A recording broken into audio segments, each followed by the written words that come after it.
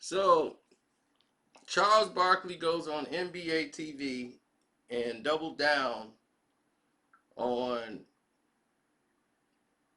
Steven Jackson, Deshaun Jackson. He threw Ice Cube in there, Nick Cannon, and singled them out individually and said, I don't know how do you defeat, hatred with more hatred.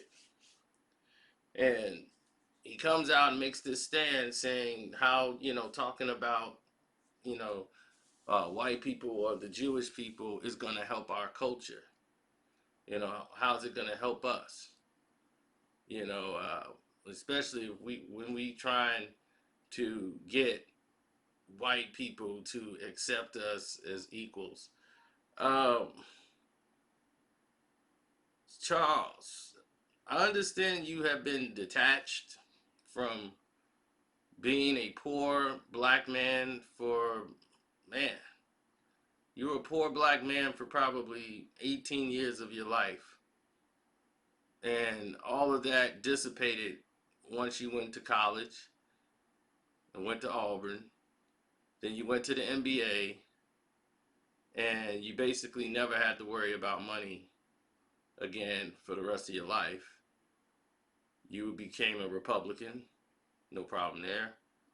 But you really haven't had any connection with the African American community on a lot of these issues. Only thing you did was get involved in situations that were occurring to Charles Barkley. Now, I understand Charles Barkley having some personal feelings about it, but if Charles really personally felt hurt as he did, why you go on a public platform and make a statement when you know you can get in contact with these guys? See, for any one of us, we would have to go through this platform. But if Charles really felt that hurt by it, he would have called them guys and reached out to them individually and talked to them as brothers. You see, there's always us champion for other people. We're the first one to celebrate St. Patty's. We're the first one to celebrate Cinco de Mayo. We're the first person to champion for other people's pain and celebrations. But when it's something about us, we are going to go against each other for our success. Now, why did you feel you needed to say something, Charles? President Bill Clinton said racism is not the black man's problem. It's the white people's problem. And we have to clean up our mess. Everybody forget that the first president of the United States of America in history has said that while in office. Bill Clinton said it.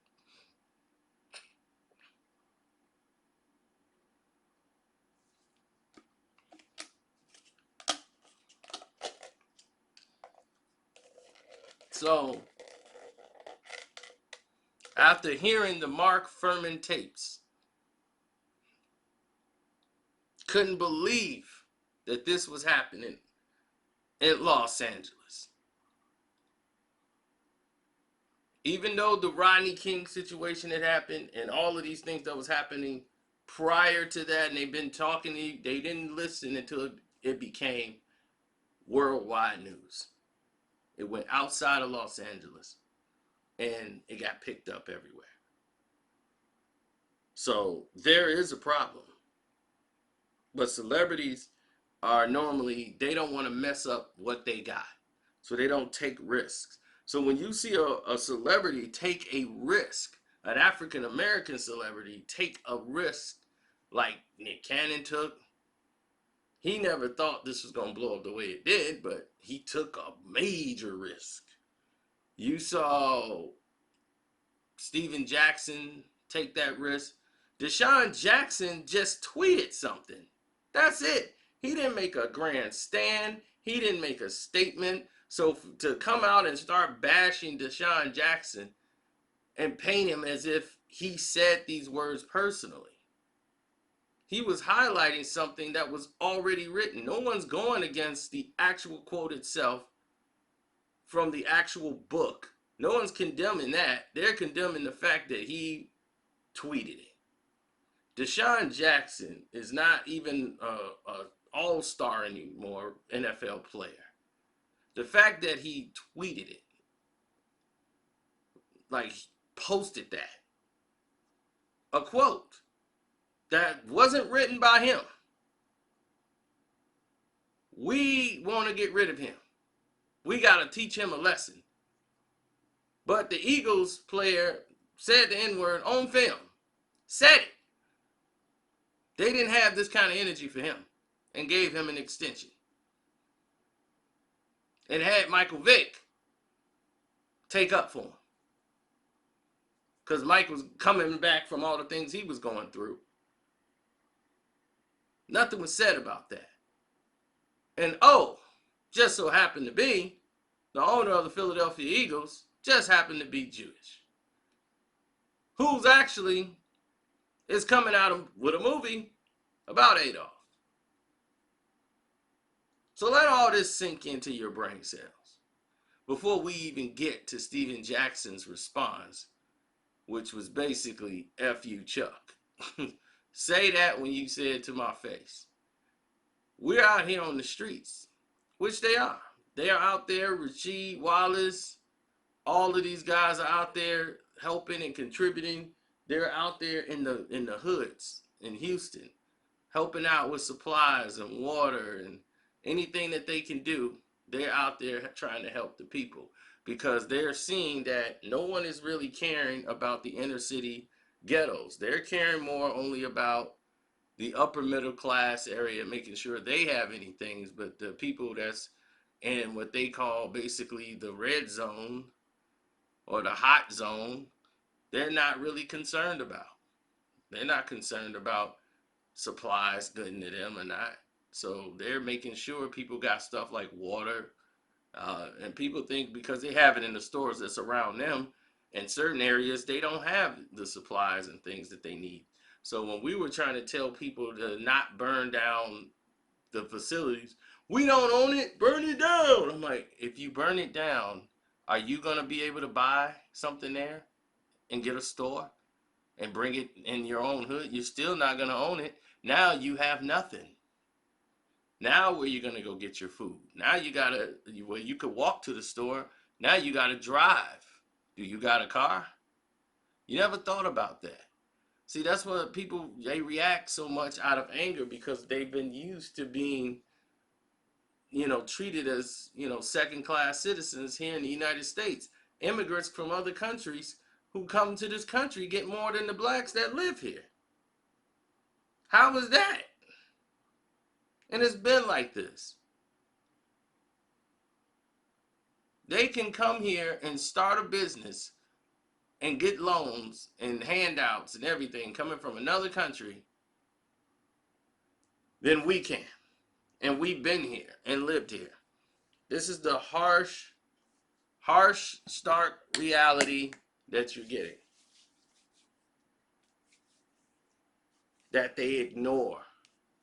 So my thing is, Charles, instead of going on a public platform trying to tear down Steven Jackson, Deshaun, and single those brothers out who putting everything on the line because that's what the other people want you to do. Put them on the line. Go name out some other owners in the NBA. Go name out how many Jewish owners there are in the NFL, on Jewish owners that own banks, Jewish people that own a lot of these different things that they spoke about. And actually look up some of the things that they said that you seem to believe is anti-Semitic. Look these things up that they were actually commenting about. If they were lying and they were spewing a bunch of lies, all of the people that were saying these things, then call them out on what they actually were saying. Don't just try to say anti-Semitic and then just use that word to try to say, oh, they doing that, so they're just talking bad and just hating on them. No, they're speaking on the conditions in which the people are in based on what has happened factually through history. Now, if Their tone might be off. They might not say it. They might go way too far over the line. I think Nick kind of went over the line and said some things that was just him. That's his spirit talking. It just came out of him. So he apologized for that. But I think he's quite aware about his position.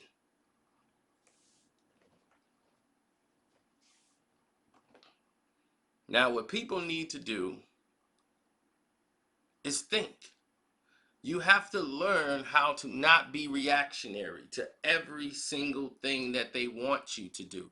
Whenever you saw the police, whatever, helping you tear up stuff and letting you do it, you should have known there's a problem.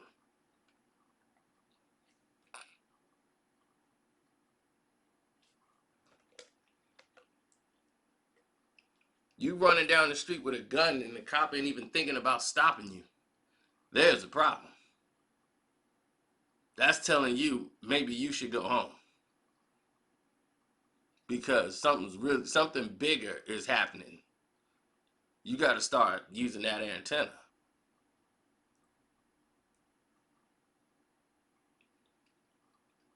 Everybody who went out there and got that liquor, got those products from the store, all that stuff gone now.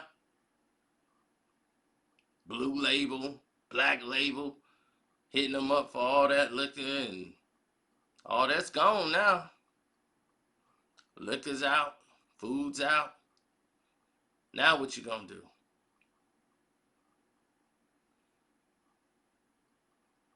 You see?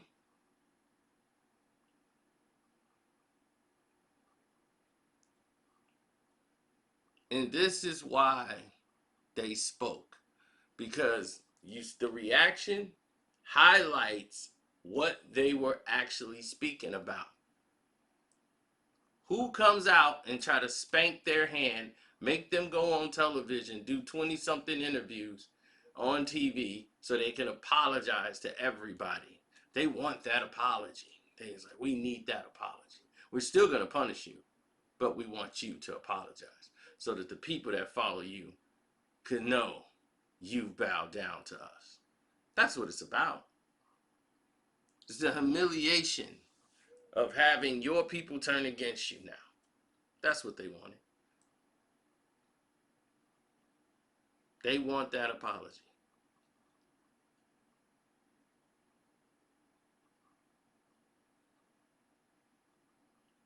So, if Steven Jackson and Charles Barkley, they're going to make that the big thing. When Charles needs to understand something, Charles, stay out of it. Really, stay out of it. Because you always turn the other cheek and look on both sides of the equation when it comes to any other Caucasian player doing anything. Well, we got to look at both sides. Well, here's the thing. You didn't look on both sides. You didn't say, well, he had a point. I didn't hear that from you, Charles. So on that note, I'm going to get up out of here, man. Y'all tell me what y'all thought about the situation. And don't forget, my Cash App is Carceno, Karceno, if you want to donate to the page. And definitely, man, if you guys love what you heard here, want to subscribe, you're a new person, that notification bell, select all. And hey, there it is. You got that information, and, go there. My Patreon's on fire. We will be telling you how Magic Johnson survived 30 years with having HIV. That's going to be on the Patreon coming up this week. Right now, you know why why Queen Latifah became a lesbian. That's on there. We got the behind the scenes with Will and Willow Jada and the Tupac letter. That's on there. So yeah, it's been a hot July. July's been really hot. So just stay tuned.